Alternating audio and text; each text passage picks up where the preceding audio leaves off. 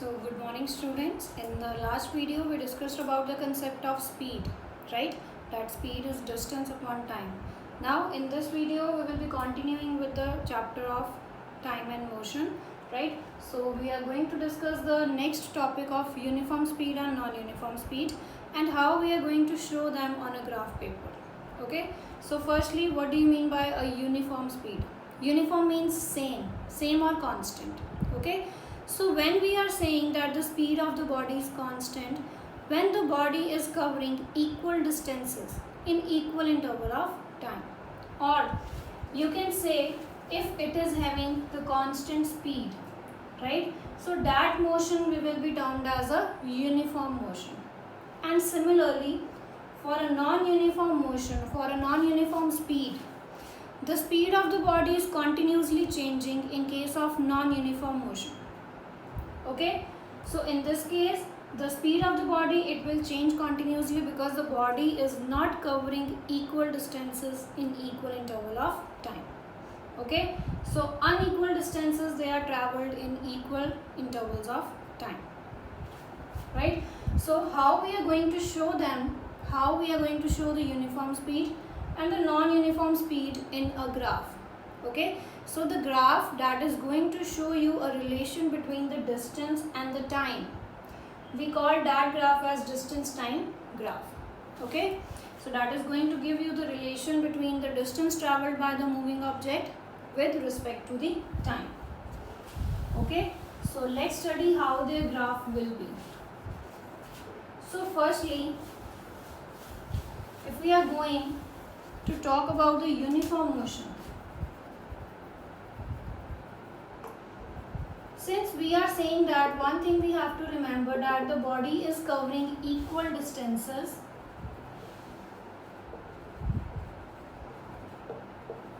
in equal interval of time. Okay, so how we will be showing it on a graph? Basically we will be showing it on the graph paper, right, the green color paper, but here I'll be showing you like this. So the distance, it will be taken on the y-axis and we will be taking the time on the x-axis. Okay, so this is 0 point, that means the rest position. Now here from this position the body will start and you will get a graph of like this in case of uniform motion. Now why so? Suppose we mark some points here and similarly for the time intervals.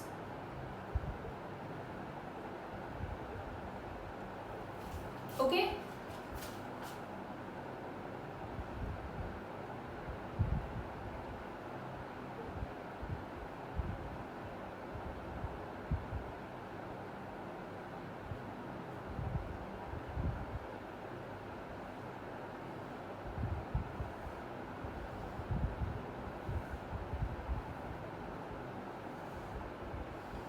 so like this we are considering the motion of this moving object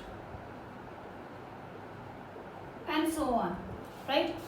So this is the distance traveled and this is the time taken by the body to cover that particular distance. Okay, so if we calculate the speed when the body is at this point, A point, okay, distance traveled is 2 and the time taken is 1, so 2 kilometer upon 1 minute. Okay, so it is going to give you a speed of 2 kilometer per minute. Okay, so when the body is at point B, this is speed at point A, now speed at point B, this is 4. Similarly the time taken is 2 minutes. So again it will be cancelling out and it will give you a speed of 2 kilometer per minute, right? Same if you are going to calculate for the point C, point D, point E and so on, right? So you can see the speed is constant. When the body is at here, it is traveling with a speed of 2 km per minute. when the body is at point B, again it is traveling with a speed of 2 km per minute, right? At point C, D and E. Okay, so that means equal distances, they are covered in equal intervals of time. In that case, we will call that motion as uniform motion. Okay, so in each and every case the body is covering 2 kilometers. 2 kilometers, 4 to 6, again 2 kilometers, 6 to 8, again 2 kilometers. Okay, so this is the uniform motion. When the body, it is going to cover equal distances in equal interval of time and speed is constant. Speed is same at each and every point. Okay. So same if we are going to show for the non-uniform motion, right? Same if we are going to show for the non-uniform motion.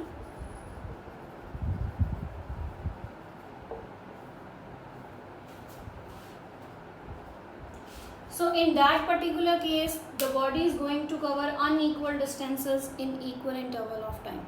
That means we will be observing the motion of the body after every minute or after every second or after 10 minutes, whatever the time interval you can fix. Okay, but you will not be getting the same distance every time. Okay, so that's why we call that the speed is changing in uniform motion.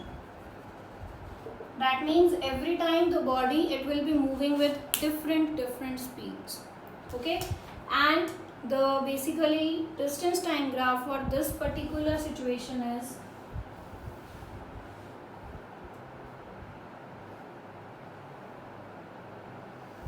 like this. Okay, so it is not straight, it is curved, right? Again, we will be marking our distance here on the x-axis and time here on the y-axis. And you can select the unit, whatever unit you want, minute, second or hour. Okay. So see now again the body is moving from this particular rest position. Okay. So now we will be observing the distance or observing the speed at different intervals. Now you can see clearly from the graph that the graph is not same like we get in the uniform motion.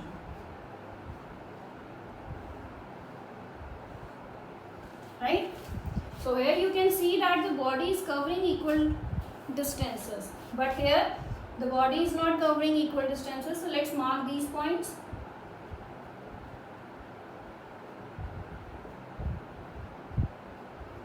Okay, so randomly I have marked these points. If you draw them on the graph paper, that is going to give you the correct results. Okay,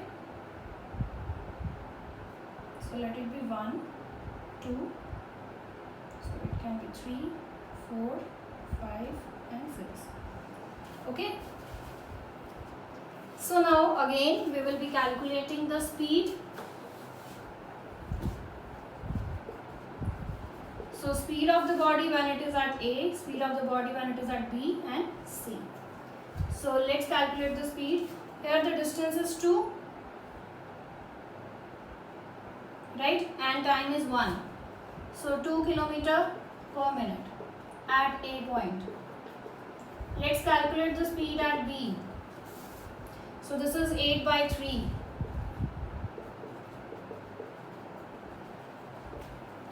Okay.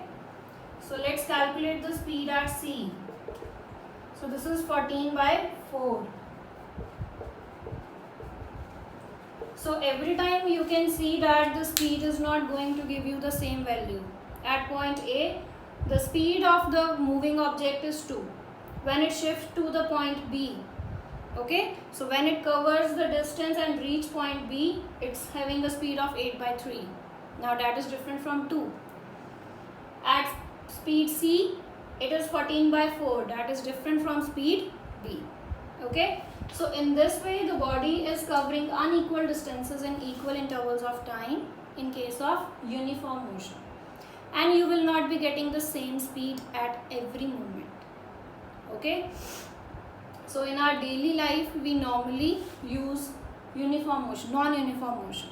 Okay, so we encounter with the non-uniform motion in our daily life where we are not moving with the constant speed. Sometimes our speed is fast and sometimes we are slow. Okay, so that means we are not covering equal distances in equal interval of time. Our distance, it changes with time. Okay, so now there is third graph also. So we discussed about two graphs. In the first graph the speed was constant. For the second one, speed is changing. That means it is not fixed.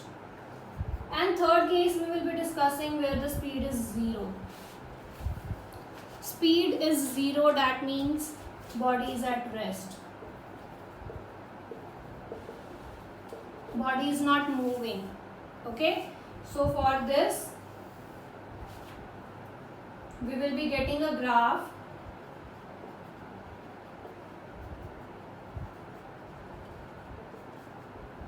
like this.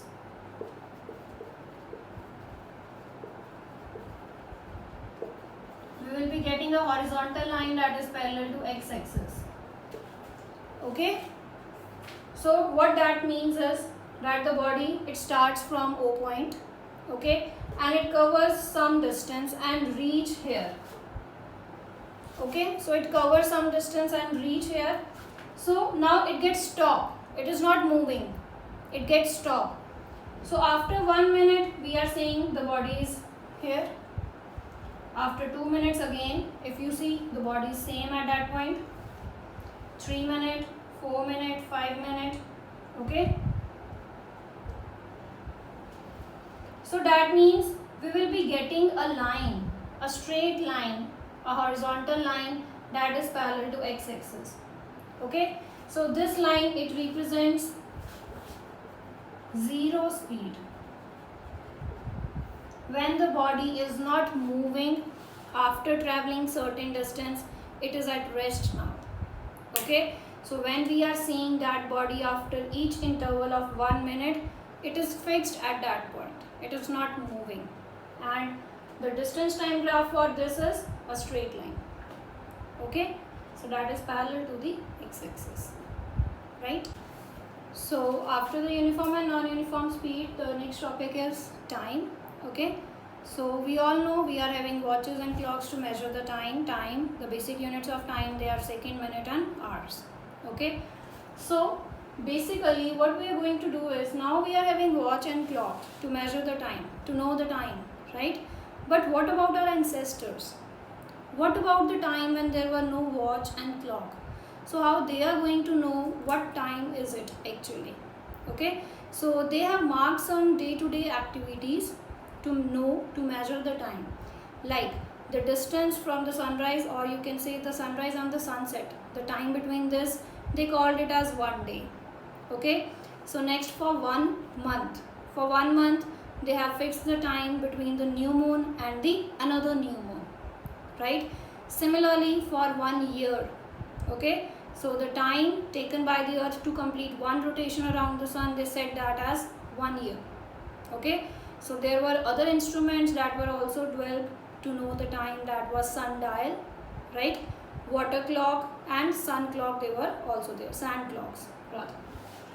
So now we are using the clock, watches and many other devices to measure the time, right?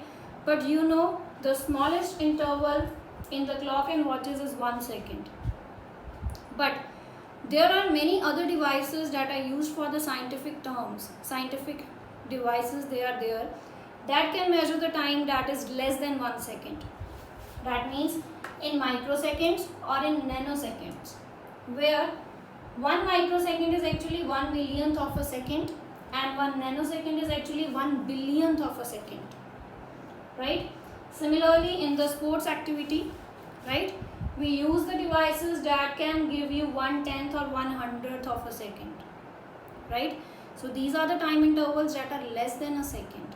Similarly for giving the time events of the historical events, right, that this event, it occurs these centuries ago, these millenniums ago, Okay, so we use centuries and millenniums, where 1 century is 100 years, 1 millennium is 1000 years, and 1 decade is 10 years.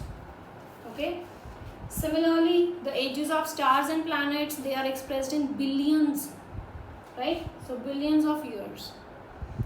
And do you know the pulse of a normal healthy person, it beats about 72 times in a minute.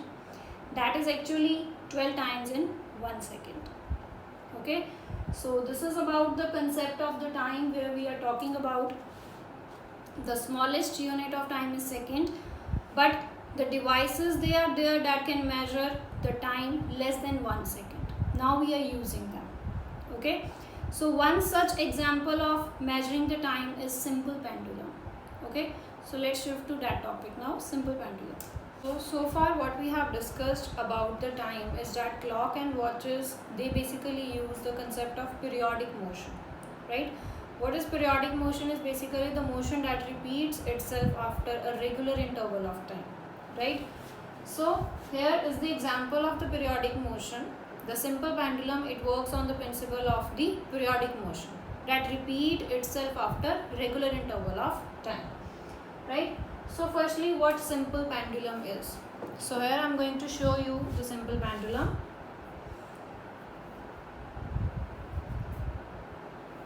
Right? So this is basically a simple pendulum. A bob, a metal bob that is tied to a string, right? And you have to fix it to some point, right? Here I am holding it for you, right, to show you. But you must tie this to a fixed point, and this string tied to a fixed point, having a bob at the other end that is free to move. Okay, so this represents the simple pendulum. Okay, so it consists of a metal bob or a metal ball that we called as bob, and that is suspended by a long thread. Okay, so you have to fix it to a rigid support so that the bob, it can move freely. Okay, so the motion of pendulum, it was studied for the first time by the Galileo. Now this I have shown you, right? So this is the thread, this is the bob, and this is the point of suspension where you have to fix this point. Okay, and what is the length of this pendulum? You are taking the length from the fixed point to the center of the bob. Okay, so here you can see I have marked, this is the fixed point or rigid support. So from here we are going to take the length till the center of the bob. That will be giving you the length of the pendulum. Okay, and now we are going to show the motion of the simple pendulum, that how the simple pendulum is moving. So for this position, right, the position that you are seeing, and this position that you see in the diagram also, we call this position as mean position. Mean position means the resting position of the pendulum. Okay, so this is the resting position of the pendulum, at which the pendulum will be at rest. So when we have to set it into motion, we will be moving it like this, right? So this is the extreme position of the pendulum, right? This is the mean position and this is the extreme position. And in the similar way, I can move it to the other side also. If this is the mean position, I can move it like this also, the extreme position. Okay, so that means the pendulum is having one mean position and two extreme positions. Okay, so that I have shown. So this is the mean position of the pendulum and this is the extreme positions of the pendulum. Okay, so let's call this position as the mean A position, B and C position. Okay, so next, now the extreme positions. So in the extreme positions, the pendulum, it will be covering some distance. Okay, now what we called as one complete oscillation. What is one complete oscillation? So one complete oscillation will be there when the pendulum, see, it will move from the mean position to one extreme position, then coming back, right, and then moving to the next extreme position, and then finally going to its mean position. this will give you one complete oscillation. Okay, so let's start it, and when we will be getting the complete oscillation. So this is the resting point. Okay, so let's start it. 1. Okay, so since it is not holded to a fixed point, so that's why it is not completely showing you. So this 1, 2, 3 and 4. Finally this is the oscillation, one complete oscillation of the pendulum. Okay, so from going from A to B, then reverting back, then from A to C, and then coming to again back A. This will be one complete oscillation of a pendulum. Okay, and next there are two terms that are very important. First is time period. So what is time period? Time taken by the bob of pendulum to complete one oscillation. Okay, so basically how much time the pendulum is taking to complete one oscillation. One oscillation means from A to B, then B to A, then A to C, then again to A. So this will be one complete oscillation. Okay, so we denote time period as capital T, right? And next, another important term is frequency. So what frequency is? Basically number of oscillations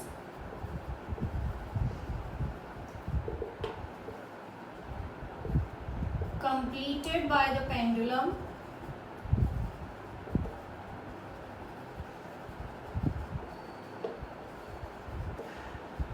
in 1 second. Okay, so how many oscillations are there in 1 second? That is going to give you frequency, where the frequency F that we measure in hertz. So hertz are the units of frequency, that is equal to 1 over time period.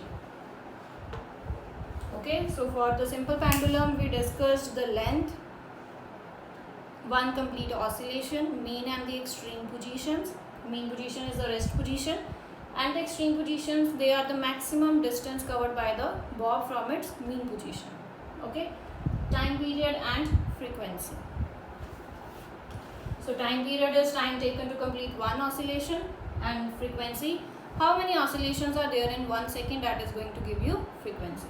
So here is the relation between frequency and time period. Okay.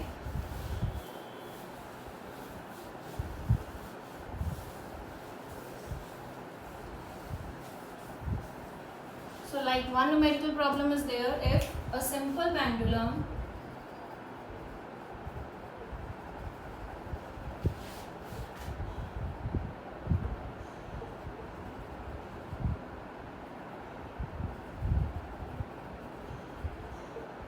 complete 20 oscillations in 32 seconds,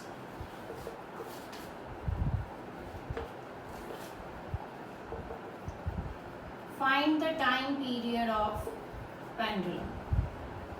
So you have to find the time period, right? And what is the definition of time period? Time taken to complete one oscillation, right? Time period of pendulum is time taken to complete one oscillation. So that means we will be seeing now how much time it is taking to complete one oscillation. So if it is taking 32 seconds, right? For 20 oscillations,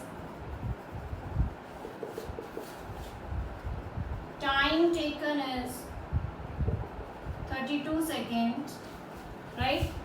For one oscillation, time taken will be, so this is 32 by 20. Okay, So this is your answer of the numerical. So how much time it is taking? This is 32 by 20. Okay. So that is going to give you the answer of 1.6 seconds. Okay.